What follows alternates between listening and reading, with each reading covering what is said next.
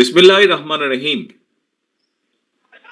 19শে জানুয়ারি ছিল স্বাধীনতার ঘোষক শহীদ রাষ্ট্রপতি জিয়াউর রহমানের 89তম জন্মবার্ষিকী এবং একই সাথে জাতীয় শিক্ষক দিবস। বিভিন্ন মেয়াদে রাষ্ট্র পরিচালনার সময় শিক্ষার প্রসারে বিএনপি সরকারের নেওয়া যুগান্তকারী পদক্ষেপগুলোর পাশাপাশি দেশের চলমান পরিস্থিতি সম্পর্কেও আপনারা বিভিন্ন বিষয়ে আপনাদের বক্তব্যে তুলে ধরেছেন। আপনাদের বক্তব্যে আলোচিত বিষয়গুলো আমি আর পুনরায় আলাপ করতে চাইছি না, যেহেতু আমাদের হাতে সময় কম। সম্মানিত শিক্ষক এবং কর্মচারী ভাই ও বোনেরা, বর্তমান প্রতিযোগিতামূলক বিশ্বে একটি প্রভাবশালী জাতি রাষ্ট্র হিসাবে যদি আমাদের টিকে থাকতে হয়, তাহলে অবশ্যই এই মুহূর্তে আমাদের সামনে বড় চ্যালেঞ্জ জ্ঞান ভিত্তিক রাষ্ট্র এবং সমাজ প্রতিষ্ঠা করা। এবং এই চ্যালেঞ্জ মোকাবেলায় আমাদেরকে যুক্তি, তর্কে, মেধা, মননে, জ্ঞানে, বিজ্ঞানে অবশ্যই সমৃদ্ধ হতে হবে আমাদেরকে। একটু আগে আমির খসরু সাহেব ওনার বক্তব্যে একই কথাই বলেছেন। প্রিয় উপস্থিতিবৃন্দ, আমি বিশ্বাস করি রাষ্ট্র এবং রাজনীতির সংস্কার কিংবা নাগরিক উন্নয়নে আমরা যত উদ্যোগই গ্রহণ করি না কেন, চূড়ান্ত সফলতা পেতে হলে শিক্ষা ব্যবস্থার আধুনিকায়ন এবং, দয়া করে খেয়াল করবেন আমার কথাটি, এবং শিক্ষকদের আর্থ সামাজিক নিরাপত্তা ও সম্মান নিশ্চিত করার বিকল্প নেই। আমি দৃঢ়ভাবে বিশ্বাস করি যে এই কথাটি আমি বলেছি আপনাদের অনেকগুলো বিষয়ের দাবি যেগুলো আপনারা তুলে ধরেছেন, এই কথার মধ্যে নিশ্চয়ই সেগুলো আপনারা বুঝতে পারছেন। জীবনের শুরুতেই প্রিয় শিক্ষকবৃন্দ, সামনে উপস্থিতিবৃন্দ, সম্মানিত উপস্থিতিবৃন্দ, জীবনের শুরুতেই পরিবারের পর শিক্ষার্থীদের সামনে শিক্ষকেরাই কিন্তু আদর্শের রোল মডেল।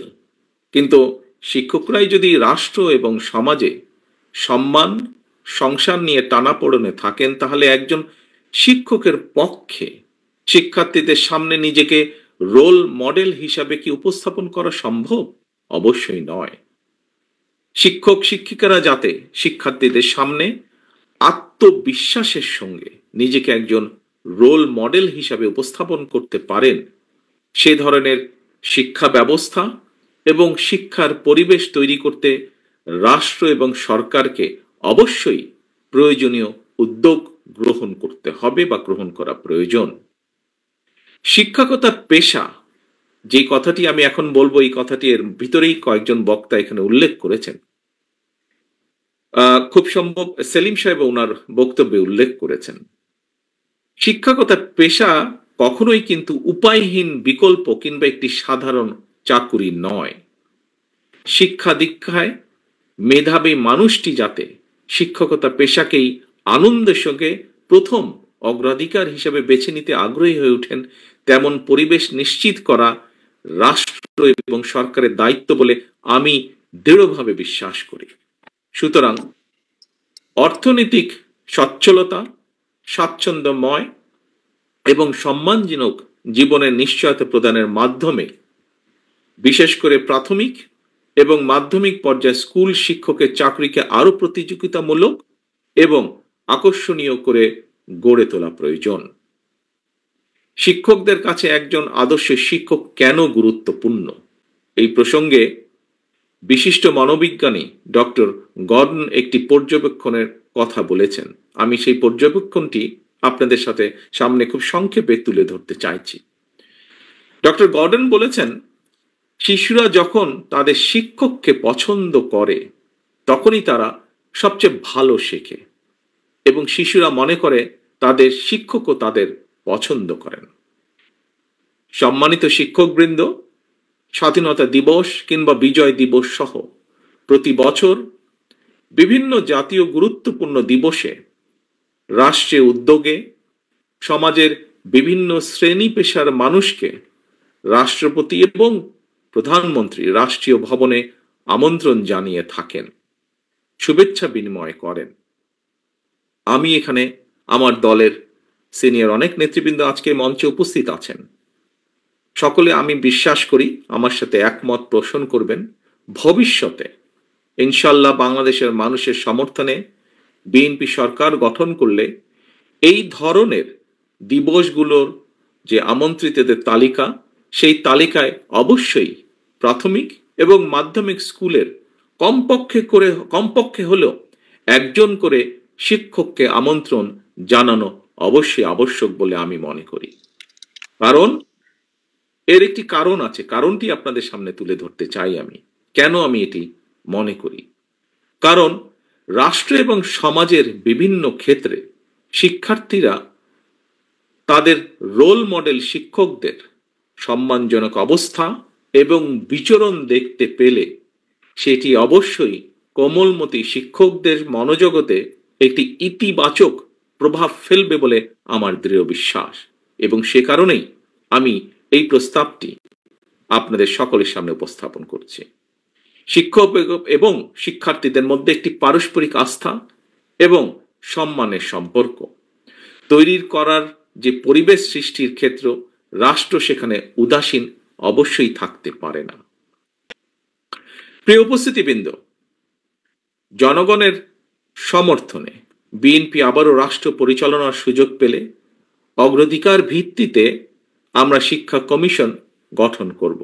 নৈতিকতা এবং সামাজিক ধর্মীয় মূল্যবোধের আলোকে জীবন নির্ভর কর্মসূচি শিক্ষা ব্যবস্থা প্রবর্তন এবং শিক্ষা ব্যবস্থার আধুনিকায়নে সম্ভাব্য সকল পদক্ষেপ গ্রহণ ও প্রয়োজনে ওয়ারেন্ট অফ প্রেসিডেন্স বা রাষ্ট্রীয় পদমর্যাদাক্রমে পুনর্মূল্যায়ন করে রাষ্ট্র এবং সমাজে শিক্ষা এবং শিক্ষকের মর্যাদা সমুন্নত রাখার বিষয়টি নিশ্চিত করার আমাদের অবশ্যই চেষ্টা থাকবে। সম্মানিত শিক্ষক কর্মচারী ভাই ও বোনেরা, আমরা প্রায়শই একটি কথা বলি, কথা প্রসঙ্গে আমরা একটি কথা বলি যে এই বিষয়টিকে রাজনীতির ঊর্ধ্বে রাখতে হবে, ওই বিষয়টিকে রাজনীতির বাইরে রাখতে হবে। প্রিয় উপস্থিতিবৃন্দ, আমি ব্যক্তিগতভাবে এমন ধারণার সঙ্গে নীতিগতভাবে কিছুটা হলেও ভিন্ন মত পোষণ করি। কারণ দেখুন, আমরা যাই বলি না কেন, একটি গণতান্ত্রিক রাষ্ট্রে কিন্তু শেষ পর্যন্ত রাজনৈতিক সিদ্ধান্তের আলোকেই সকল কিছু পরিচালিত হয়। সুতরাং কোনো কিছুকে শুদ্ধ রাখার জন্য রাজনীতির বাইরে রাখতে হবে, রাজনীতির ঊর্ধ্বে রাখা কিংবা বাইরে সরিয়ে রাখা, এইটি না করে বরং রাজনীতিটাই আমাদের শুদ্ধ করা প্রয়োজন। রাজনীতিটা শুদ্ধ এবং স্বচ্ছ হওয়া অত্যন্ত জরুরি। প্রচলিত রাজনীতির গুণগত যে পরিবর্তন সেটি যদি না করতে পারি, তাহলে কিন্তু এই যে এখানে যতগুলো আকাঙ্ক্ষার কথা বলা হয়েছে, বিভিন্ন আলোচনায় বিভিন্ন সুশীল সমাজের ব্যক্তিরা সহ বিভিন্ন মানুষ যে জন আকাঙ্ক্ষার বাস্তবায়নের কথা বলছেন, আমরা যদি রাজনীতির যে গুণগত পরিবর্তন, রাজনীতির ভিতরে যে পরিবর্তন, সেটিকে যদি করতে না পারি, তাহলে হয়তো কোনো কিছুই বাস্তবায়ন করা সম্ভব নয়। এবং এই লক্ষ্যকেই সামনে রেখে বিএনপি রাষ্ট্র, রাজনীতি এবং রাজনৈতিক দল সংস্কারের উদ্দেশ্যে বাংলাদেশের পক্ষে সকল গণতান্ত্রিক রাজনৈতিক দলগুলোর সঙ্গে পরামর্শ করে তাদেরকে সাথে নিয়ে জনগণের সামনে 31 দফা সংস্কার কর্মসূচি উপস্থাপন করেছে। এবং আগেও বলেছি আমি, জনগণের রায় পেয়ে বিএনপি সরকার গঠনে সক্ষম হলে বিএনপি পর্যায়ক্রমিকভাবে প্রতিটি সংস্কার কর্মসূচি ইনশাল্লাহ বাস্তবায়ন করবে। দেশ ও প্রবাসের নিত্য নতুন খবর পেতে ওয়ান টিভি নিউজ ইউটিউব ও ফেসবুক পেজে ফলো দিয়ে রাখুন।